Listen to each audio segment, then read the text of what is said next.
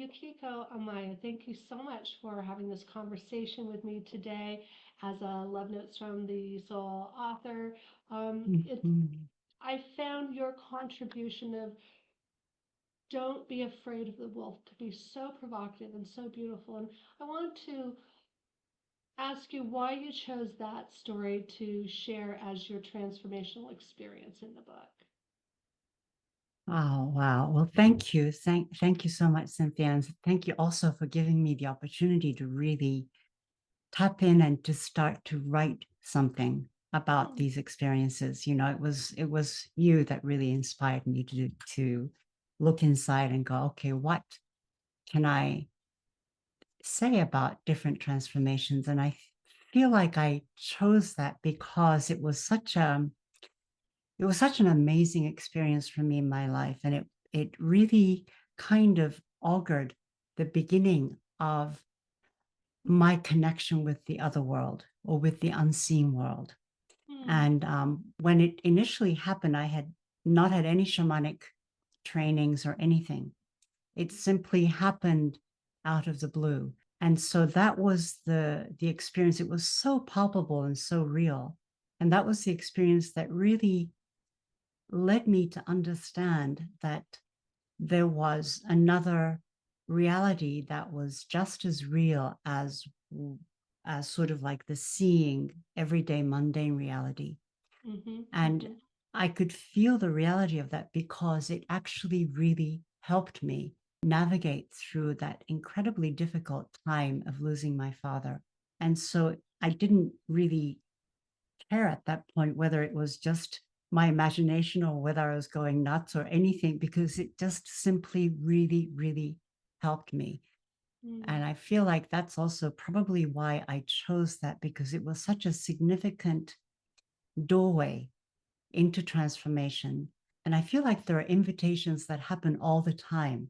Mm. And it's up to each one of us whether we decide to step in and to respond to that invitation.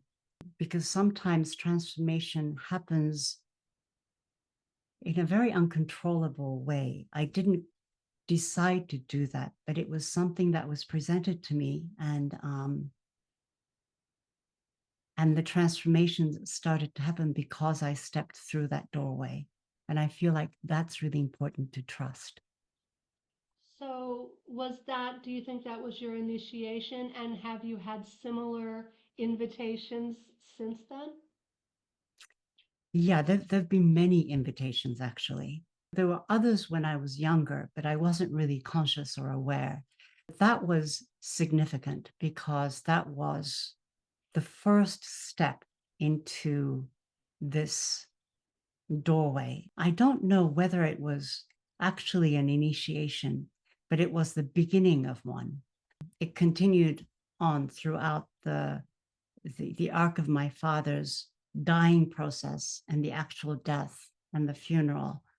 And there were progressive messages that came through that really made me understand that there was a connection with this unseen energetic world which coexisted side by side. And it was very, very real. And it was kind of funny because my father was a total atheist. And it was his passing that created an incredible initiatory process into the other world, where there was a specific teacher in the other world who made me promise to come back every day, which I did for almost a year, where he was teaching me. So, yeah. What a powerful experience. I know that when you read from your story, I watched the reactions of people in the room, and it was profound and powerful, and people responded very emotionally. It's a magnificent story, and Oh, obviously thank an you. important one in your life. Did writing that story reveal anything else to you that you hadn't been aware of until then? I feel like writing it because I have told that story a few times. Mm. In the writing of it, perhaps what it did do was to bring the clarity of the fact that that actually was the doorway that opened. And in stepping through that doorway, that it actually kicked off this whole initiation process. And I hadn't really thought about it that way. I kind of thought of things as sort of randomly happening and following, but that it was in fact a very connected pathway. A So that very really helped. deliberate process that had been initiated. How Yeah, amazing. How yeah, amazing. yeah. And what are you creating now? This was a very creative process, and thank it's again for being willing to share that intimacy with the world at large and in the book. But what are you creating now? Actually, I've been taking a hiatus again, but I create a lot of ceremony and ritual in the world.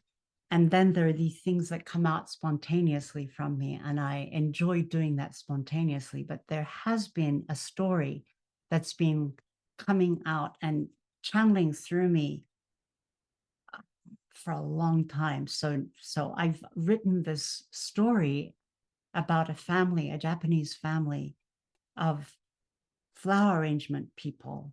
And Hmm. in the story and it started back even like in the late 90s. So it's been like in the back burner for a long time. And I've written quite a lot. And now it's coming to a place of this shamanic woman is coming into the foreground from the Japanese mountains. And so I've had to really delve into understanding and learning a lot more about plants. So that's been part of my creative process of studying about plants, foraging, recognizing them, understanding their vibratory fields, and so Mm. forth, so that I can write this character properly. Wonderful. So when will this book emerge in the world? When do you think that might happen? I don't know. It requires all of my attention when I write Mm. it because it really feels like receiving. And so I really have to listen. And I don't know where the story is going. So it's not like I have an arc and that I'm writing into it. It's sort of like living it in the moment. And I was able to write the story, the short story, Don't Be Afraid of the Wolf, because that was a story that I had already lived. And in going back to it, it was I could construct a story and see where the arc was out of all the things that happened and to choose those moments to create Yes. that arc. I find it a lot more challenging to be in the throes of just creating it. I have no clue where it's going. So yeah, That to me is the and the difference story, between that was a fiction. long way of saying I don't know when it'll be finished. To your point, nonfiction is much easier to write because it's something that happened. Yeah, Fiction is, or whichever version of fiction this story coming through might be, it's a little more nuanced. yeah, yeah. So please let me know if you need any help with that. I would love to support you. Okay. Thank you. Thank you so much, Cynthia. This has been so fun. Thanks again for everything you do in the world. Oh, thank you so much, Cynthia. And thank you for the work that you do out in the world to really, collect the pearls. And we often don't know that the pearls are in there. And you kind of knock on the shell and go, open up. There's something in there. And you And enable true, us to go, oh, look at this, and to draw it out. So thank you for that magic and the what work a that you wonderful do. metaphor to close on. Thanks so much. Then I'll Okay. see you soon.